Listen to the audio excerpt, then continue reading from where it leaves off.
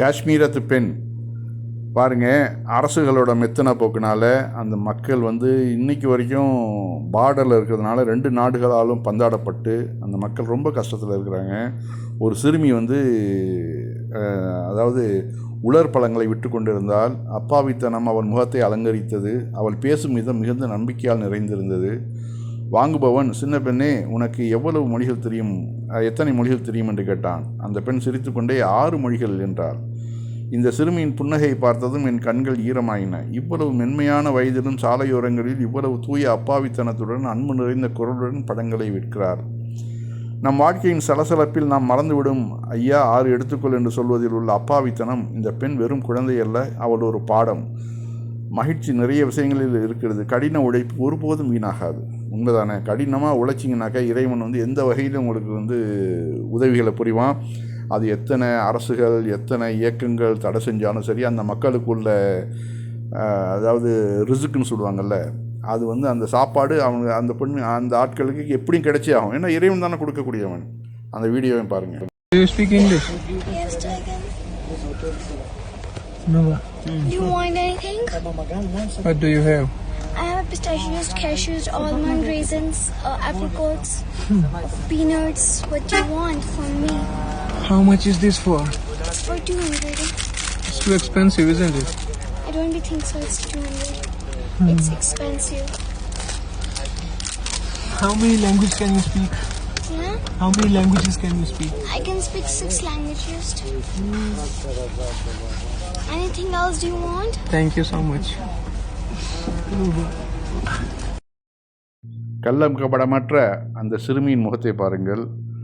இன்று அரசாங்கம் அந்த காஷ்மீர் மக்களை அது யூனியன் பிரதேசமாக மாற்றி பல மாநிலங்களாக பிரித்து அந்த மக்கள் நிம்மதியாக இருக்கக்கூடாமல் ஆக்குறாங்க. அரசும் இங்கே உள்ள இந்திய அரசும் அவங்களுக்கு சிரமத்தை கொடுக்குறாங்க. அதே மாதிரி பாகிஸ்தான் அரசும் அவங்களுக்கு சிரமத்தை கொடுக்குறாங்க. 2 பேருமே இந்த பார்டரில் இருக்கிறதுனால அந்த மக்கள் சொல்லதான் துயரத்துக்கு ஆளாகிறாங்க. நைட்டில் 1 மணிக்கு 2 மணிக்கெலாம் இராணுவம் இழுத்துட்டு போவாங்களாம். உங்கள் சந்தேகம் அப்படின்னு சொல்லிட்டு பொம்பளை பிள்ளைங்கள் இழுத்துட்டு போகிறதெல்லாம் பார்த்துருக்குறோம். அங்கே போயிட்டு அவர்களுடைய சொத்துக்களை கொள்ளையடிக்கிறது, அவர்களுடைய தோட்டங்களில் போயிட்டு இராணுவம் அத்துமீறிலாம் ஆப்பிள்கள்லாம் பறித்து சாப்பிட்றது, அவர்களுடைய அனுமதி இல்லாமல். கேட்டால் நான் இராணுவம் என்கிட்டலாம் கேட்க முடியாது அப்படிங்கிறாங்களாம். அந்த மாதிரிலாம் நிறைய செய்திகள்லாம் வருது. அந்த மக்களுக்கு ஒரு விடிவு காலம் கிடைக்க நாம் பிரார்த்தனை பண்ணுவோம். 2 நாடுகளும் அந்த மக்களை பந்தாடுகிறது. ஒரு நாள் கண்டிப்பாக அவர்களுக்கு ஒரு விடிவு காலம் கிடைக்கும். சரி, இனி அடுத்த தலைப்புக்கு போவோமா? ஒரு பக்கம் தொழுகை நடக்கும், ஒரு பக்கம் பூஜைகள் நடக்கும். இந்துக்களும் முஸ்லீம்களும் நாங்கள் எல்லாம் ஒற்றுமையாக தான் இருக்கிறோம். ஆனால் வெளியிலேருந்து ஒரு சில பேர் என்ன பண்ணுறாங்கனாக்க, ஆர்எஸ்எஸ்லேருந்து இந்த மாதிரி பிரச்சனைகளை உண்டு பண்ணுறாங்க. இங்கே தொழுகை நடத்தக்கூடாது அப்படின்னு சொல்லிட்டு பிரச்சனை பண்ணுறாங்க. இந்த தொழுகை நடத்துறது இதுவும் இல்லீகல்னாக்க, ஏதோ பக்கத்தில் பூஜை நடக்குது, இது மட்டும் லீகலா? இதுவும் இல்லீகல் தானே. அப்போ இதையும் தடை செய்ய வேண்டியது தானே. எல்லாமே அதாவது ஈஸ்வர் அல்லா தேரே நாம் அப்படிங்கிறாங்க. அது மாதிரி எல்லாமே கடவுளை தான் வணங்குகிறோம். அப்படி இருக்கிறப்ப எதுக்கு இந்த மாதிரியான பிரச்சனைகளை உண்டு பண்ணி மக்களை ஏன் பிளக்குறீங்க அப்படின்னு சொல்லிட்டு அங்கே உள்ள இந்துக்களே எதிர்ப்பு தெரிவிக்கிறாங்க. அந்த இந்துக்கள், இந்த அம்மாவும் ஹிந்து தான், இதுக்கு முன்னாடி பேசின அந்த இளைஞன் அவனும், அந்த பையனும் இந்து தான். அவர் 2 பேருமே சொல்கிறாங்க, நாங்கள் சந்தோஷமாக நாங்கள் அண்ணன் தம்பியாக தான் பழகிட்டு இருக்கிறோம்.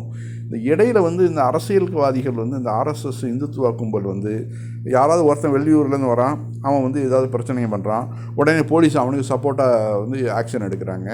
இது எப்படி ஒத்துக்க முடியும் அப்படின்னு அந்த பெண்ணு கேட்குறாங்க.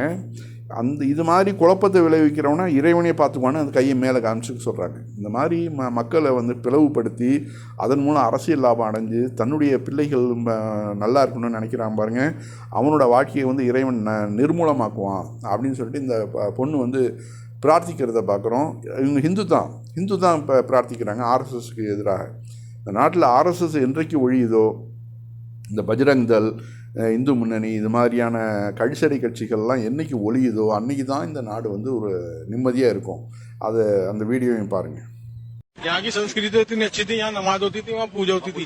मैं कभी आज तक कभी कोई भेदभाव नहीं हुआ, कोई भेदभाव नहीं हुआ, कोई लड़ाई झगड़े नहीं हुआ। मगर अब एक बंदा बाहर का आता है, वो कंप्लेंट डालता है, उस पर एक्शन उड़ जाता है। ये एक तरफा क्यों चल रही है इस टाइम? सुनिए, ये अगर अनलीगल है तो ये कौन सा लीगल है? दोनों ही अनलीगल है। है ना, मगर हमें कोई इतराज नहीं है भाई। हमारे कह रही है वो जो मंदिर है वो भी इलीगल है, इलीगल है, ठीक है, हमें कुछ नहीं इतराज है। वो अपनी पूजा करें, प्रार्थना करें, सब ईश्वर का नाम लेते हैं, चाहे हिंदुओं, मुसलमानों, सिखों, ईसाइयों, चारों धर्म जो भी हैं। हमारी इस इंडिया की जो संस्कृति है, सब लोग उसी का नाम लेते हैं। कहते नहीं, रूप अनेक नाम एक। तो हमें तो कोई इतराज ही नहीं। अब पता नहीं किसको ये इतराज हुआ जिसने ये करवाया, कोई बात नहीं, उसको संतुष्टि मिल गई ईश्वर की यहाँ। उसकी जब मार पड़ेगी ना, तब उसको संतुष्टि हम लोग आंखों से देखेंगे कि कितनी।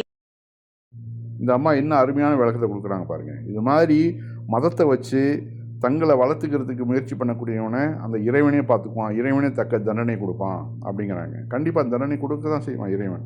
எத்தனை மக்களுடைய குடும்பம் வீணாக போகுது, எத்தனை மக்களுடைய வாழ்வு வீணாக போகுது இல்லையா? சரி, இனி அடுத்த தலைப்புக்கு போவோமா? 5 இந்திய மாநில மாணவர்களுக்கு ஆஸ்திரேலியா தடை விதித்துள்ளது. குஜராத், பஞ்சாப், ஹரியானா, உத்தரப்பிரதேசம், பீகார்.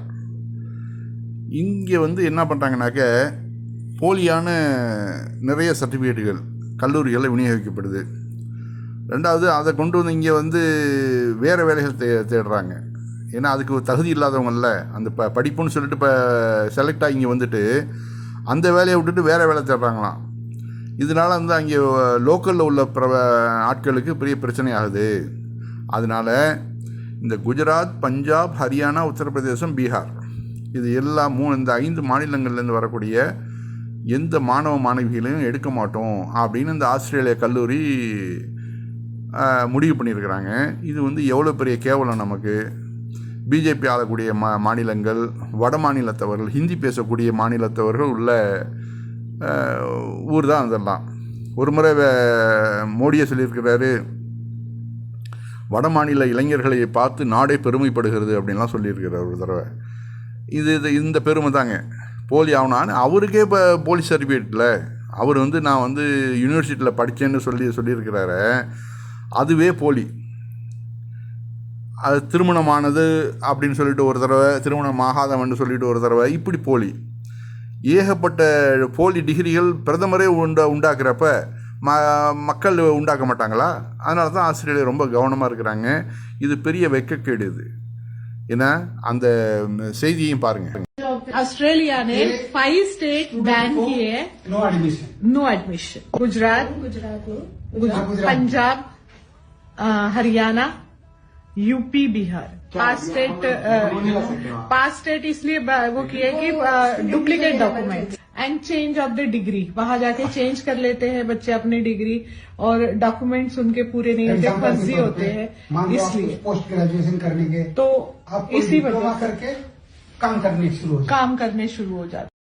வட மாநிலத்தவர்களால் நமக்கு தான் அவமானம். இப்போ இதில் பெருமையாக மோடி வேற வட மாநில இளைஞர்களை நினைத்து நாடே பெருமைப்படுகிறது அப்படிங்கிறாரு.